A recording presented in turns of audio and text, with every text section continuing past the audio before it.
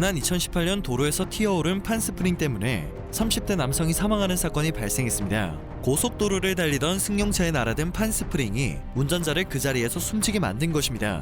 해당 차량의 블랙박스 영상이 공개되며 많은 사람들을 충격에 빠뜨렸는데요. 판스프링은 화물차가 달릴 때 충격을 완화하기 위해 설치하는 기다란 쇠입니다. 일부 화물차 운전자들은 짐을 조금이라도 더 싣기 위해 이 판스프링을 불법으로 개조해 쓰고 있는데요. 문제는 주행을 하다 고정 상태가 풀리며 도로로 떨어져 다른 운전자들의 목숨을 위협한다는 사실입니다. 그동안 판스프링은 관련 규정이 모호해 일선 현장에서 적극적으로 단속하거나 관리하기가 힘들다는 제약이 있었는데요.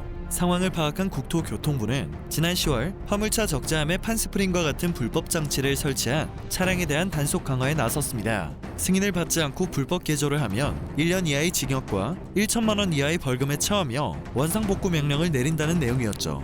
그런데 지난 4일 화물연대본부는 정부 세종청사 앞에 화물차를 일렬로 세워놓고 판스프링 단속을 중지할 것을 요구하고 나섰습니다. 대책 없는 단속이 화물 노동자를 다 죽인다며 집단행동에 돌입한 것이죠. 불법 개조 때문에 정말로 죽는 사람들이 있는데 화물 노동자를 다 죽인다고 말하면서 단속을 반대하는 화물연대에 대한 비판의 목소리가 커지기 시작했습니다.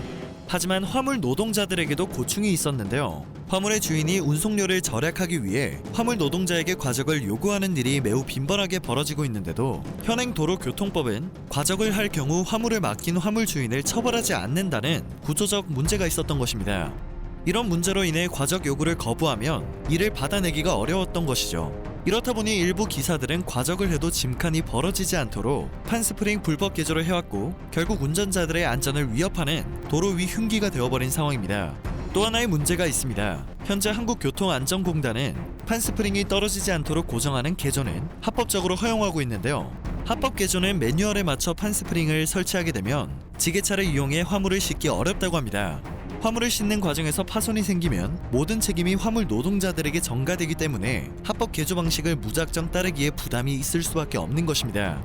이런 문제를 해결할 수 있는 접이식 판스프링 개조 방법은 합법인데다 화물 적재에도 지장이 없으나 화물을 싣고 내릴 때마다 매번 볼트를 체결했다 빼는 것이 번거로움이 따르게 됩니다.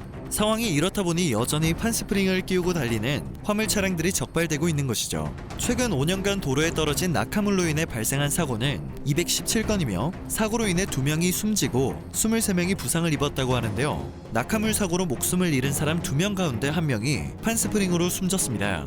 그만큼 단순 낙하물보다 인명사고로 이어질 확률이 높은 셈이죠. 판스프링이 날아온 차를 찾지 못하면 책임 소재도 불분명하기 때문에 피해자만 엄청난 피해를 본다는 것도 큰 문제입니다. 단속과 처벌 수위가 강화된다고 하더라도 판스프링 충돌 사고 시 해당 부품이 언제 어디서 어떤 차량에서 떨어졌는지 판단하기 어렵다면 의미가 없는 것입니다. 이와 관련된 문제점을 해소할 지침을 보완하는 작업도 필요하다고 생각됩니다. 현재 화물연대는 단속 취지와 의도에는 공감을 하지만 많은 화물차 기사들이 일을 하지 못하고 있다며 단속의 6개월 정도 유예 기간을 달라고 요구하고 있습니다. 하지만 판스프링 관련 이슈가 불거진 현재 일반 운전자들은 이에 큰 거부감을 표하고 있는 상황이죠. 진짜 구조가 문제가 된다면 단속을 거부하는 방법보다는 법 개정을 요구하는 것이 더 현명한 방법이 되지 않을까 싶습니다. 정부도 과적을 하지 않고 과적을 하게 만드는 고용업체와 화물 주인에 대한 규제를 대폭 강화하는 방안을 우선적으로 고려해야 할 듯합니다. 더불어 개방형 적재 차량과 화물 적재에 대한 가이드라인과 규정을 확실히 세울 필요가 있어 보입니다.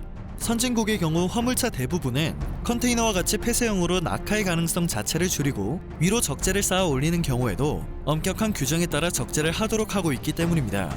근본적이고 현실적인 방안을 찾아 화물 노동자들도 일반 운전자들도 하루빨리 불안에서 벗어날 수 있었으면 합니다.